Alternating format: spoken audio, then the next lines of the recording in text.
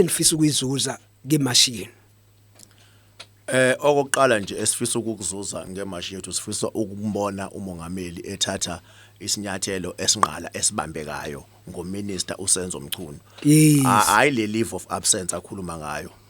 That loya minister kufanele axoshwe. uSeramaphosa simazi kahle ukuthi wenzeni iningi azenzileyo nje nangaphambi abomongameli kazi labantu basemarekane libuzwa ke nezandleni zakhe indaba yasephalaphala ibuzwa kuyena indaba kaSenzo Mchunu esingaye namhlanje ibuzwa kuyena indaba yakho ukuthi wenzeni indaba yayizola ayenze nayizolo kumama uNokulunga uDokotela Nokulunga eNkabane ibuzwa kuyena. Sene ke ukuthi soba nabo ke baphuma kulona iqembu umkhonto wesizwe yes la khona ke sizobheka kabanzi ke ithinta lona ke iqembu namamashi ke akhona abawahlelayo ke beyiqembu endleni zomsakazo ke sinaye ke ubheki ibuthelezi ke oyisekela lika convener esizokwazi ke ukuthi sixoxisane naye kabanzi ke ukubheka ukuthi ke mhlambe hleze ke kungabe ke bahleleni ke beyiqembu lomkhonto wesizwe ngaphansi kwayo ke izoni bathi ke iyaphaka past 4 uzochaza konke nalo sathi thoba sikubingelele Mfokashenge sikwamukele kulolu hlelo. Sibonge kakhulu umsakazi sibonge kakhulu mfowethu nabalaleli emakhaya. Kwintokozo kakhulu ke ukuthi sikanye nawe ke esukwini lwethu lwanamuhla nala khona ke sizobheka kabanzi ke inhloso nqangi ukuthi ke nibe yilabo ke ababa nawo ke imashi ekulindeleke ukuthi ibe khona ke insukwini ezingezingaki kusuka manje mhlambe ke ngaphambi koba ke singene kuyona esize ngakho siyazi ke ukuthi siziko labezindaba sesutholile kombiko oqinisekisa ukuthi iqembu umkhonto wesizwe selifake ke incwadi yongabuthembi notice ongabuthembi ke buholi bukaMnumzane uCyril Ramaphosa noma ngabe ke kudaba lwaka national kodwa ke ngaba asibenze ubulungiswa ukuthi ke kuphuma indaba ekanjalo bese siba neqembu umkhonto wesizwe studio bese siyakushalazela lokho. Ayikho msakazi silindele ukwenza noma yini sikhuluma noma yini ngoba ubuholo bulapha eParliament bumele thina nathi sikwazi zonke indaba ezenzakalayo nesifisayo njengabantu abamelele eParliament ukuthi yini efanele yenze la singabazi into eshow umholi wethu Deputy President lapha eParliament ethumela incwadi kusomlomo weParliament bahlali nani nonke malungu omphakathi yazini kahle kamhlophe ukuthi uCyril Ramaphosa ngizosho kanjalo ngoba mina ngingumbizo njengomhloniphi ngomhlonishwa ngekhe eParliament uCyril Ramaphosa simazi kahle ukuthi wenzeni iningi azenzileyo nje nangaphambi abomongameli kazi labantu basemarekane libuzwa kuyena nezandleni zakhe indaba yasephalaphala ibuzwa kuyena indaba kaSenzo Mchunu esingaye namhlanje ibuzwa kuyena indaba yakho ukuthi wenzeni indaba yayizola ayenze nayizolo kumama uNokulunga uDokotela Nokulunga eNkabane ibuzwa kuyena ukuthi ngabe baqonda ukwenzani njengoba behlangene nabelungu nje besichaphaza besidayisa emini ilanga libalele sithi ngempela ke siyazi ukuthi inamba sinazo eParliament su14% and kanye neEFF evama ukuthi ivama ukuhamba kanye nathi zincane mawuyihlanganisa lezo inamba obvious mawuhlanganisa iDA kanye neANC bangaphezulu kwa60% bebobabili nje simzuleke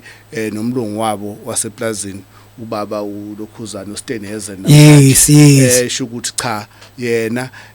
bakukhulumeni ubambiseneyo kanye neANC so ngeke balenzeke iphutha lokuthi bahlukane nombono wodwa ngoba bayabona ukuthi abayifuni ngayo yonke indlela iMK so ngafanele bayivale ngaphandle kunjalo umsakazi nani malaleli emakhaya. Right ke yena ke Mfokashenge ubheki ibuthelezi ke usekela lika convener waloke iqembu umkhonto wesizwe kwizone past 4 asibheke ke ukuthi nihlezi niba nazo ke inhlelo kuyona ke izone yenu kusuka manje kuyaphambili ke iziphi inhlelo esingazilindela. Esizinga kakhulu nje umsakazi namhlanje ilo mhla ka23 kanye nangomhla ka25 mhla ka23 sinawo la Mlazi sinomhla ka23 la eMlazi sihlangana lapha eNtonto Zulu park sihlangana khona ngo past 9 ngo past 10 siyaphuma singene emgwaqeni kumxenge highway noma mangosuthu highway kuya ngokuthi uthanda ukulibiza ngaliphi igama bobabili abantu abaziwayo mhlawumbe balwela indaba yezombangazo la kuleliso bese ufika ka AGG la sobe send over khona memorandum ngo 1 o'clock memorandum yethu izobe sideliver lapha na unobhala wethu wezoni msakazi ukhona naye la unobhala wezoni ozofaka ukuthi abuye sithi qapho asilekelele nokuthi nasichazela sibhekene nani la ipass 4 phungula zone njobe ipass 4 phungula zone nje amawata u12 sabamema ke bonke abahlala akhona abantu beMK kuphela ngoba lokhu esokhuluma ngakho kusasa into eyindabuze kwayo ukubona izingane zethu zilento eziyona isiphendula amazombi iphendula abantu abaseParliament sazi kahle abantu abaseParliament kanti bayazuza kulabo tsotsi lezi igebengu okuvela namhlanje nje siyakuthola ukuthi sekuboshwe ngempela abasolo abane kulento adesho ngayo uNdonga ukuthi kuhluswa nje i-task team ye-political killings kanti kuyaziwa ukuthi nabaculi abadumileyo babulayo ngesikhali esifanayo lesikhali esibulale lo engineer owatholakala ebulala lapha eFerneging so ukuthi into ayisho uNdonga ngomhla ka6 kuJuly ethunikele izwe sonke sekuvelile ukuthi wayengasho amampunga usenza kahambe ngani ibuza wena ke mhlale lapha ekhaya sibuza wena mphakathi uhlele ekhaya ukuthi kanti kuhamba kanjani lo mama yena wakwabalula ukuxoshwa kwakhe kwalula nje eParliament izolo udokotela uMankabane siyazi ukuthi is a deal breaker between iDA neANC iDA bikhala njengamanje ukuthi usekela minister lo Susuwe esikhundleni wayesosuwe lokhuzane ANC bitoyitoyela ukuthi ikhalela ukuthi kube ususeleni usesusiwe sekuthiwa okay kuze ungasusa usenzo susa umama lo she's a bait that's an obvious bait oyokuthi kuze makuthiwa kuzoshaya ivote of no confident iDA neANC ayivumelani ngoba seku 50-50 uxoshiwe uminister of higher education uxoshiwe kanti futhi noweDA obu deputy minister so usenzo ayekelwe ngani na ngoba iphethe leCR17 imali ka2017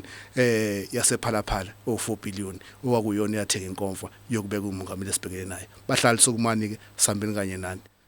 Sibuyele sekubuyele kuwena ke nobhala sazi kahle kamhlophe ke ukuthi kwezinye zezigameko kuyaye kuvele ukuthi ke izoni yenu ke ihamba phambili uma kunazo ke indlela kusithathe usibeke kuyona imashi kuze kufikwa khona ke GG ukuthi omunye umuntu okhona nje umhlali ekuhlaleni othi ke uyafisa ukuzibandakanya nayo ke imashi ihleleke kanjani imi kanjani ihamba kanjani Sibonge msakazi ngibingelele njengoba eseshilo usihlalo usiyanda wakwanene onobhala epass 4 phungula zone imashi yethu yakusasa iqondene nje ngqo nokukhuluma nezinto ezithinta kakhulu umphakathi ukuhlanganisa ke naso leso simo sezinqumo esizibuka zithathwa uhulumeni esizibona zinokwenzelela kakhulu noma nokuyekethisa kakhulu uma kufanele kuqondwa nenqo nokudilwa nezinkinga zabo ubugebengu esibona budlangile kakhulu ezweni lakithi inhloso ke yemashi ileyo sikhulumisane ke nezimo ezihlukumeza umphakathi ngokunjalo nesikulindele ukuthi ngabe uyakwenza uhulumeni weli ke useshilo usihlalo upresident vele akakwazi ukuthatha izinqumo ezinqala ngoba naye uhamba thinteke ezimweni ezingekho ezingaqondile noma ezubugebengu ngoba leyo mali yatholakala ephalaphala namhlanje sikaze sithola incazelo eqondile ukuthi yayifike kanjani khona kodwa ke okwemashi yakusasa iqondene nje nobugebengu in general esithi amaphoyisa ke noma ngabe umongameli ke ume yiphi la imikhono noma uyisima kanjani ngokomsebenzi wakhe njengomongameli kodwa amaphoyisa ke siyawanxenxa wona ukuthi cha awasukume phela enze umsebenzi wawo sithi umphakathi ke wonke ke usukume ube nathi emgwaqweni ngoba isizwe esifayo sibulawa yilobu bugebengu esethu kakhulukazi thina ndlo emnyama ubugebengu thina busishaya kakhulu ngoba vele nezimo zempilo noma zenhlalo yethu azizinhle yithi esibulawa indlala yithi esibulawa usizi nje lonke lomuntu omnyama kuthanda ukuthi uma ngabekiwa ngasebugebengwini yithina esithinteka kakhulu imashi kizosuka nje epark ngo 9:30 ingene ngomangosuthu highway ipark yethu izinto ocele abanye bathi intontozulu eduze nje kwakamyando ingene nje kumangosuthu highway iqonde straight iyojika ingene ngoPrince Mcwayizeni ishona phansi estation lapho ke sofike deliver khona imemorandum. Imemorandum izobe ikhuluma ngazo lezi izinto esizichazayo manje ukuthi nake sikufisa ukuthi kwenzeke esifisa ukubona kwenzeka ngoba akufanele kube khona ubugebengu obubatshazwa mihla namalanga ubukhulu babo kodwa abantu ababoshwa. Sesibonile ke ushilo uNdonga ukuthi cha kuze kubeze ngazathi uze wakubeka kwacaca ukuthi kunabantu noma kunama cases ama dockets afanele ngabe ahlela authorize noma kufanele ngabe ayasayinwa ukuze kuboshwe abantu bahleli nawo ngoba yini bavikelana bodwa. Uma ke singasukumi umphakathi ngeke aze uhulumeni ayithole ingcindezi yokuthi abhekane ngqo nobugebengu. Sithi ke umphakathi wonke usukume kusasa bonke abantu abathinteka ebugebengwini ngoba ubugebengu buthinta wonke umuntu umsakazi. Uma namhlanje bungakuhlukumezaka kuzomhlukumeza umakhelwane kodwa futhi ngelinye ilanga kusasa kungawe ngoba sayitholakeleke usutholakela umsuka ushilo uNdonga ukuthi umsuka wayo yonke lento yobugebengu obungaka uvela phela uvela khona. Ake sisukumeni ke siubambe ngazandla zombili ukuze uhulumeni simnike ingcindezi yokuthi akathatha izinqumo ezinqala ngokuqondana nobugebengu umsakazi. Thokoza FM 101.2 mawusana vulela umsakazo sekubingelela sekwamukela kulona ke uhlelo lwezindaba zomphakathi siyasiqeketha current affairs imzuzu yami isabeke 12 andube kushayelona ke ihora lesikhombisa sinabo ke abeqembu lomkhonto wesizwe ku pass 4 zone la khona ke sinaye ke usekela convener kanjalo ke nayo ke unobhala asibheke nobhala ukuthi elangeni lakusasa kuona ke imashi enzobe ninayo nilindele abobani nanokuthi ke ezokuphepha zimi kanjani nanokuthi ke abantu bavumelekile ukuthi bagqoke amarigela eqembu. Kusasa indlela ehleleke ngayo imashi one okokuqala nje si-applyele le mashi isemthethweni kunyaziwe so ezokuphepha zizobe zikhona amaphoyisa aka metro azobe khona sinawo nama marshal esizenzele wona noma esiyesiwasebenzisa emicimbini yethu asuke ezolekelela kakhulu endabeni yokulawuleka kwecrowd nokubheka kanje izimo sonke sabantu kuyenzeka kube khona umuntu ofuna noma amanzi utholakala ukuthi mhlambe ngenxa ye distance usefuna ukuthi anekekelwe ngamanzi lukhona uhlelo olunjalo ukuthi abantu babhekwe ezimoni ezikanjalo mayelana nempilo yabo ngoba phela egcineni noma ngabe siyayifuna into esiyifunayo ngoba sinenhloso ethile kodwa kufanele sazi ukuthi imizimba yabantu ayirespondi ngokufana ezimweni ezingafani. Ngaleyo ndlela ke sikhona isimo esithi asisibhekele kanjalo izobe ikhona ngisho nemoto ezobe igajithi uma khona mhlawumbe umuntu ohlulekayo ngoba phela abanye abantu kuyenzeka ukuthi ngenxa yodaba esilithintayo luyabathinta kakhulu abantu abadala bazofisa ukuba ingxenye yalo mbidlango ukuthi silisane nobugebengu. Izobe ikhona ke nemoto ezobe imele ukuthi ibalekelele la okusuke sekubonakala ukuthi kukhona umuntu osekufunakala alekeleleke khona. Izembatho ke eziyizingubo zeamarigalia eqembu cha ke iwona azobe uchithisaka ke azobe khona impela akodwa nezinhlangano ezizimele ezingezona ezepolitiki noma ke zomphakathi ngokuhlukahlukana zona siyazicela nazo siyazinxenxa ukuthi zizobe zikhona futhi zizobe zilindelekile bese sikhulumile nazo bazofika khona nalaba bama neighborhood watch laba abajwayele ukusilekelela kakhulu emalokishini umphakathi nje uyabazi abagada unasekuseni noma beye emaclinic noma behamba beye ezitobhini abasuke beqikelele ukuthi baphephile ngaso sonke isikhathi ekuseni nantambama nabo sizobe sinabo futhi kusasa mhlakazi. Ubani ke nilindele ukuthi yamukele imemorandum yenu? Ubrigadier ukumukele kakhulu ukuthi masiza nememorandum uye kanye ozofike ayithathe kuye kanye ke ozofike ayithathe. Sisahleli nabo ke iqembu lomkhonto wesizwe umkhonto wesizwe party khona la eMlazi ku pass 4 zone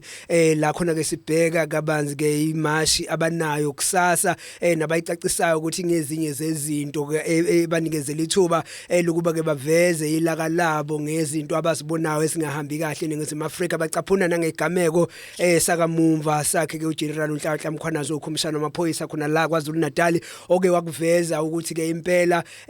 okunye nje okunomthelela wokwanda kobugebengu khona la kwaZulu Natal ke naseningizima Afrika yonkana ukuthi ke kunesandla semfene kuneziphathimandla zikahulumeni kuyizona ezibamba nevimbela ke ukuthi basebenze ngendlela eyiyona wayekade khalena ngokuthi ke task team ebibhekelele nokubulawa kakhulukazi kosopolitiki nosomabhizinisi ke yanqundwa amandla eyavalwa ngale kwezathu nokuthe uma ngabe sekulandeleleka kwathola uyaqiniseka ukuthi inkulumo yakhe waveza nanokuthi ke icala lo lelinye lama artist adumile lingamanye amacala ayekade ke khona sebefinyelela kwisisombululo sawo nekwagcina ngokuthi ke bayamisa emva kokuthi ke kuvalwe